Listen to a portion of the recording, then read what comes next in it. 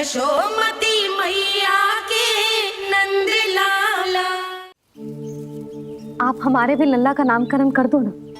पुत्री, ये क्या कह रही हो तुम? विनती कर रही हूँ, और मेरी जे आग्रह अस्वीकार मत ही करो। आप दोनों भाइयों का नामकरण एक साथ हो जाएगा।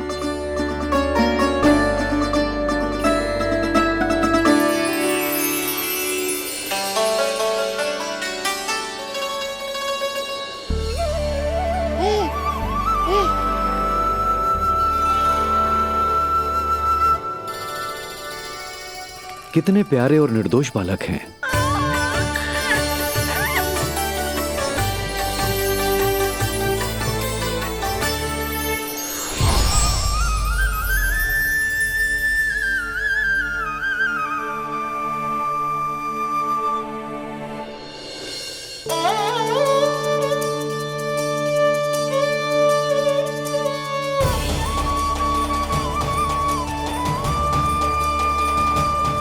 इन दोनों को देखकर गुरुदेव की आंखों में आंसू क्यों आ गए?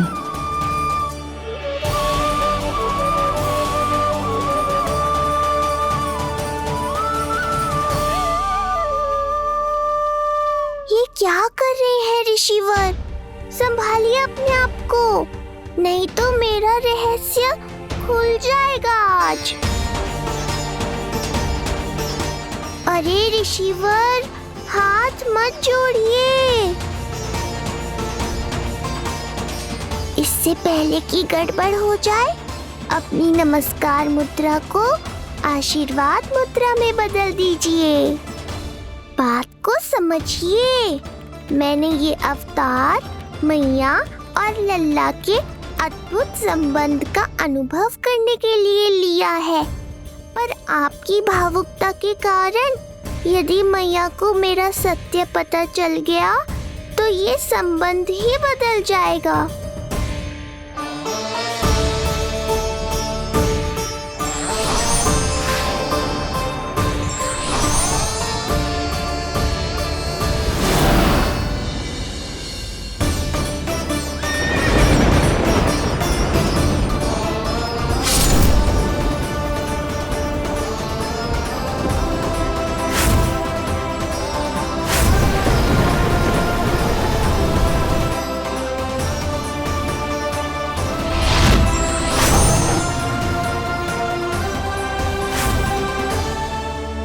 अब आप सब कुछ जान चुके हैं ऋषिवर, इसलिए अब मेरे सामने हाथ जोड़कर मेरे सत्य को उजागर मत कीजिए।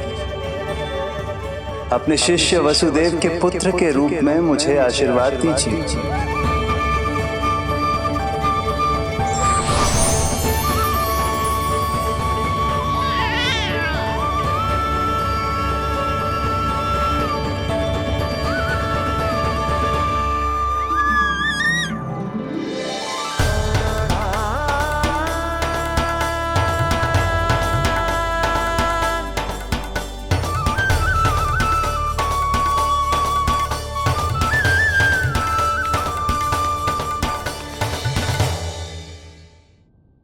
ऋषिवर, आप मौन क्यों हैं? और आपकी आंखों में आंसू? सब कुछ ठीक है ना? अब तो आप हमारे लल्ला का नामकरण करोगे ना? इन दोनों का नामकरण करना मेरा सौभाग्य होगा पुत्री।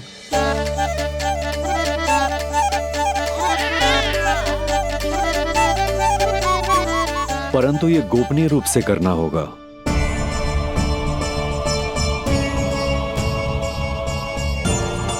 अवश्य ही स्वामी का आग्रह होगा, ताकि कंस की बुरी दृष्टि हमारे पुत्र पर ना पड़े। ये तो बहुत महान ऋषि हैं, इन्हें कंस के अत्याचारों के बारे में अवश्य पता होगा। अपनी संतान का नामकरण संस्कार करना एक मां के लिए उत्सव से कम नहीं होता है, पर यह छुपकर करना होगा। आप दोनों को स्वीकार तो है ना?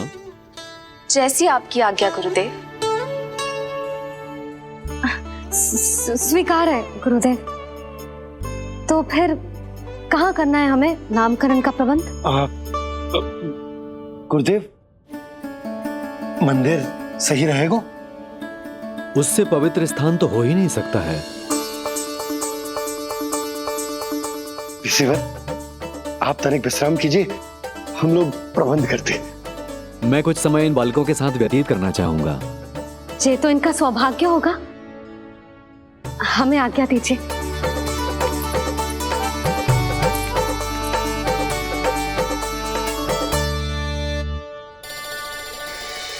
प्रभु, स्वयं भगवान होकर भी आपको बंदी गृह में जन्म लेना पड़ा। अब अपनी मां को छोड़कर दूसरी मां के यहां पलना पड़ रहा है। जब से गोकुल आए हैं छुप छुप कर रहना पड़ रहा है। इतनी नन्ही सी अवस्था में दुष्ट कंस के कितने ही आक्रमणों का सामना कर चुके हैं आप। और जिस उत्सव में सभी सप्तऋषियों और सभी देवी देवताओं को साक्षी बनकर आना चाहिए, उस नामकरण उत्सव को यहां एकांत में करना पड़ रहा है। क्यों प्रभु, इतने कष्टों को सहकर ये अवतार क्यों लिया है आपने? दुष्टों का नाश करने के लिए, धर्म की स्थापना करने के लिए और सबसे अधिक मैया की ममता का अनुभव करने के लिए। पर इसके लिए इतने कष्ट? मानव जीवन लिया है तो कष्ट तो उठाने ही पड़ेंगे ऋषिवर। मानव जीवन की आंच जला रही है, फिर भी आप मुस्कुरा रहे हैं प्रभु। ये कैसा अनोखा अवतार है। आंच में जलकर भी यदि मैं नहीं मुस्कुराऊंगा तो अपने भक्तों को क्या शिक्षा दूंगा मैं?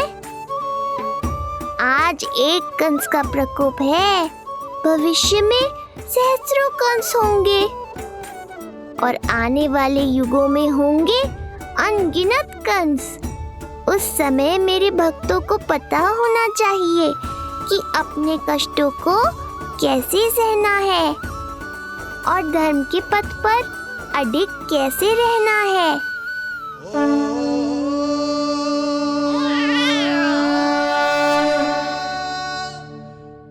आप धन्य हैं प्रभु।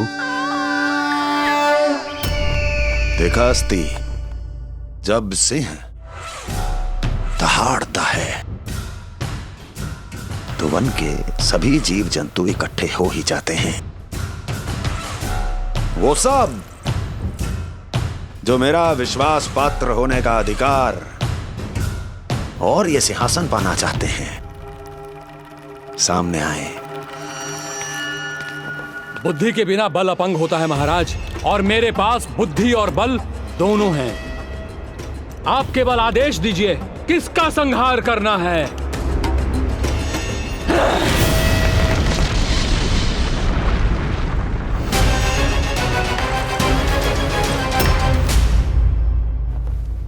सारी तैयारी हो गई। बोलो। आप गुरुदेव को बुला लो, मैं रोहिणी जीजी और बालकों को ले आती हूँ। यशोदा, तुम रुष्ट तो ना हो ना मुझसे? मैं भला रुष्ट क्यों होने लगी? नहीं, तुम जो उत्सव बड़े धूमधाम से करना चाहती थी और बहुत प्रसन्न हूँ मैं कि हमारे लल्ला का नामकरण स्वयं ऋषि गर्ग पूरे विधि विधान से कर रहे हैं। मैं समझ गई, उत्सव बड़ा हो या ना हो, प्रसन्नता बड़ी होनी चाहिए। अरे मैं तो इतनी उत्साहित हूँ कि दोनों भाइयों का नामकरण आज के शुभ मुहूर्त पे हो रहा है। तो इससे पहले जो बीत जाए, जाओ। आप भी बुला लो।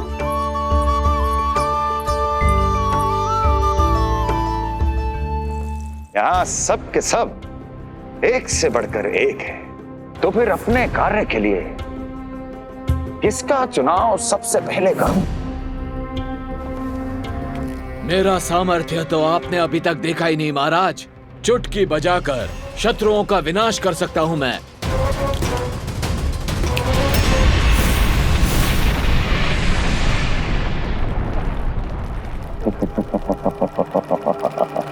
वाह!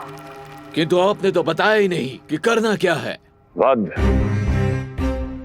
वध करना है, एक नवजात बालक का वध। उसे साधारण बालक मत समझना। गोकुल में नंद के घर पल रहा वो बालक विष्णु का अवतार है।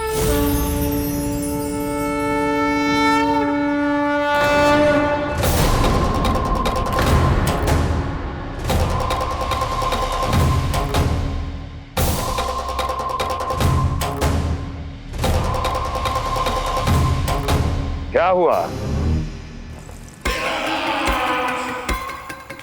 इतना सन्नाटा क्यों छा गया? क्षमा कीजिए महाराज, पर मैं नन्हे बालकों के साथ हिंसा नहीं करता। विष्णु अवतार बड़ा छलिया है महाराज, मैं उसका मुख भी नहीं देखना चाहता।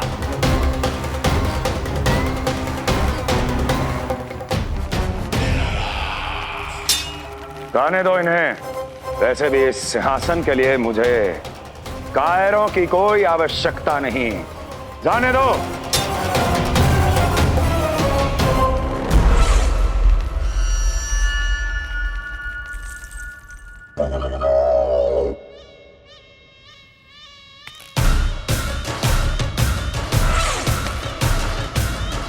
दुर्जन, क्या कहा था मैंने कहा था केवल वही आए जिनके हृदय में साहस का ज्वालामुखी धधकता हो, जिनकी तलवारें पर्वतों का सीना चीरने के लिए व्याकुल हो, जिनकी संकल्प शक्ति इतनी दृढ़ हो कि वो मृत्यु से टक्कर ले जाए। वही होगा इस सिंहासन का असली अधिकारी। महाराज,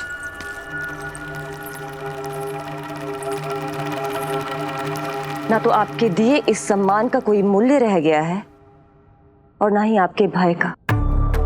अभी अभी आपने ही कहा था ना कि जब वन में कोई सिंह दहाड़ता है तो उस वन के सभी जीव जंतु एक जगह एकत्रित हो जाते हैं, परंतु उसी वन में जब कोई बब्बर सिंह दहाड़ता है तो वही जीव जंतु भय के मारे इधर उधर भागने लगते हैं।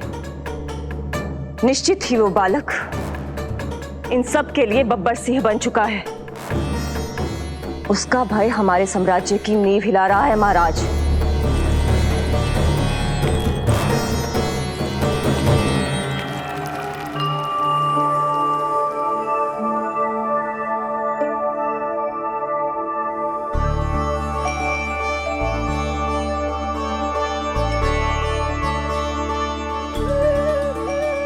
हे नारायण, मेरा मार्गदर्शन कीजिए।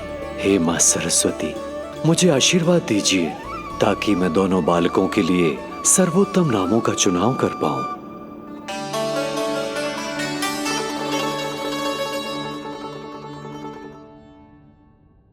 आपके पुत्र को बड़े भाई के कर्तव्य का निर्वाह करना है और इस दायित्व को प्रभु श्री राम से अच्छा किसने निभाया है? जैसा अटूट संबंध उनका अपने भाइयों के साथ था, मैं श्री नारायण से प्रार्थना करता हूं कि वैसा ही प्रेमपूर्ण संबंध इसका भी अपने छोटे भाई के साथ हो।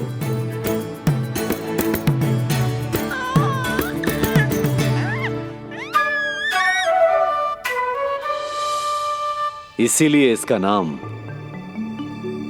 राम हो। इसीलिए इसका नाम राम, इसीलिए इसका नाम राम।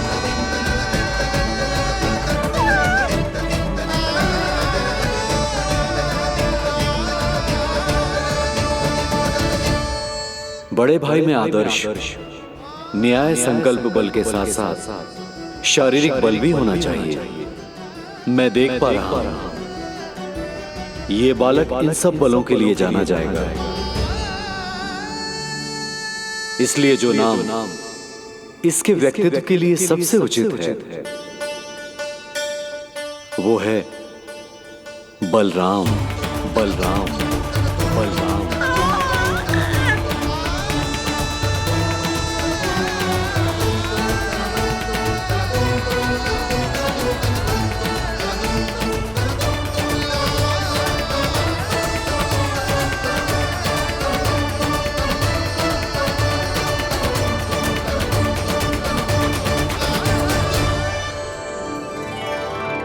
बलराम।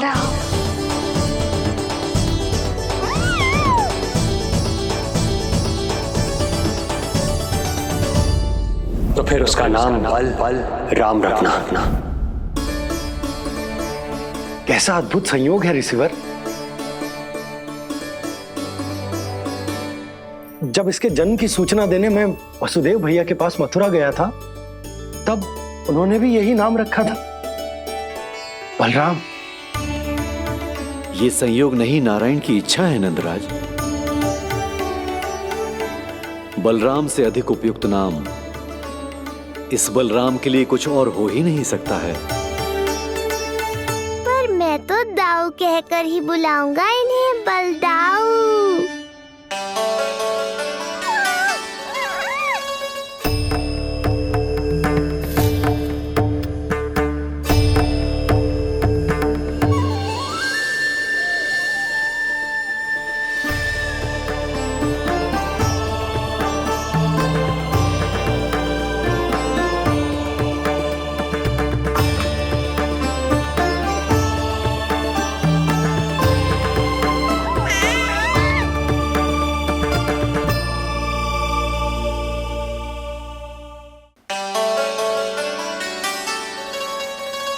सुना पुत्र, आज से तुम्हारा नाम होगा बलराम।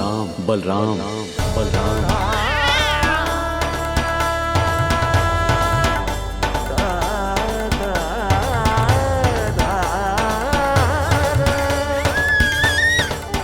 गुरुदेव, कितना अद्भुत नाम दिया है आपने इसे। अब मेरे लल्ला को भी ऐसा ही कोई उत्तम सा नाम दे दो।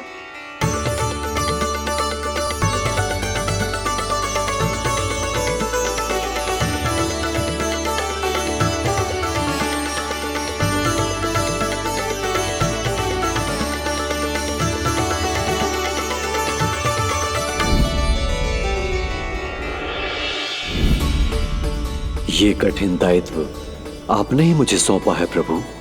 इसे निभाने की क्षमता भी आप ही दीजिए।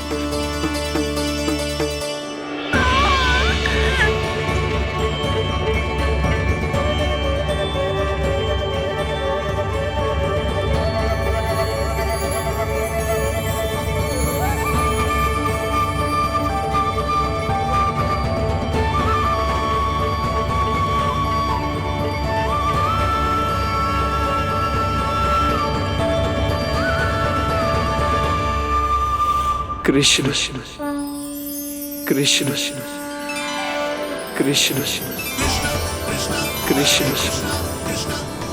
कृष्ण कृष्ण कृष्ण।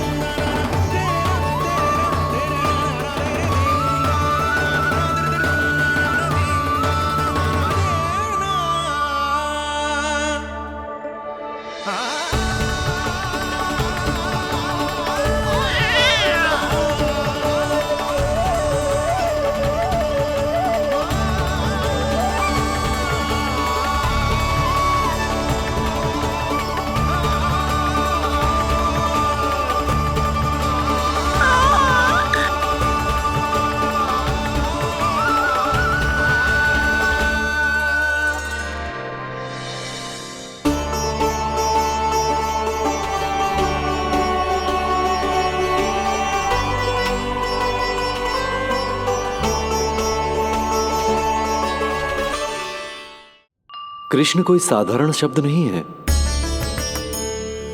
ये अनेक विशेषताओं से भरा हुआ है। क बना है कमलकांत से, अर्थात वो जो श्रीपति विष्णु जैसा हो।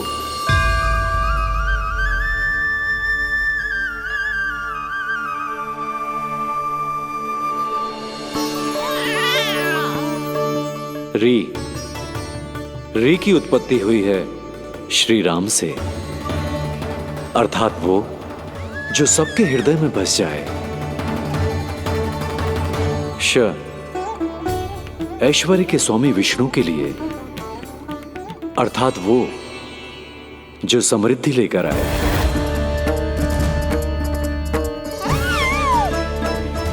और ना है नरसिंह के लिए, अर्थात वो जो रक्षा करे। और अंत में आकार की मात्रा सूचक है अग्निदेव का, अर्थात वो जो स्वयं तप कर सबको पवित्र कर दे।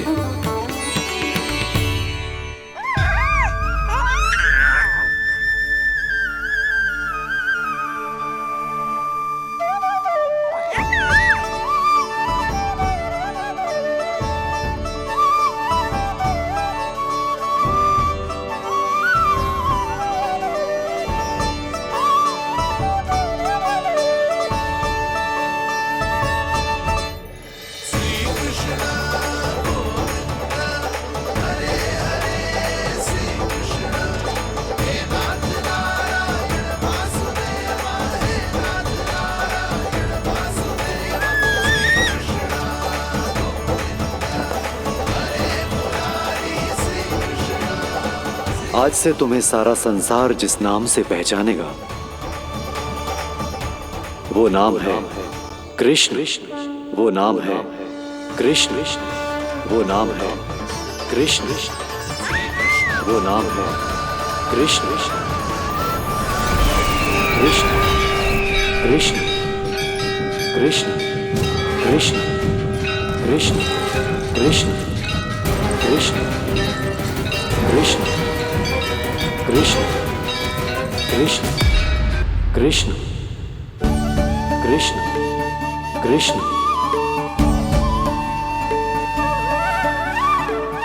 यशोमती मैया के नंद लाला, यशोमती मैया के नंद लाला। असुरी कार्य करने वालों के लिए कृष्ण नाम का अर्थ एक और भी होगा। वो घनी अंधेरी रात जिसमें इसने जन्म लिया। पर इससे जो प्रेम करते हैं उन सभी के लिए कृष्ण नाम का अर्थ होगा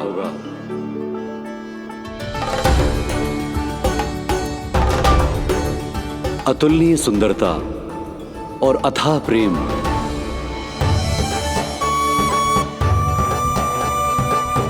इन दोनों विशेषताओं का साक्षात स्वरूप होगा ये कृष्ण।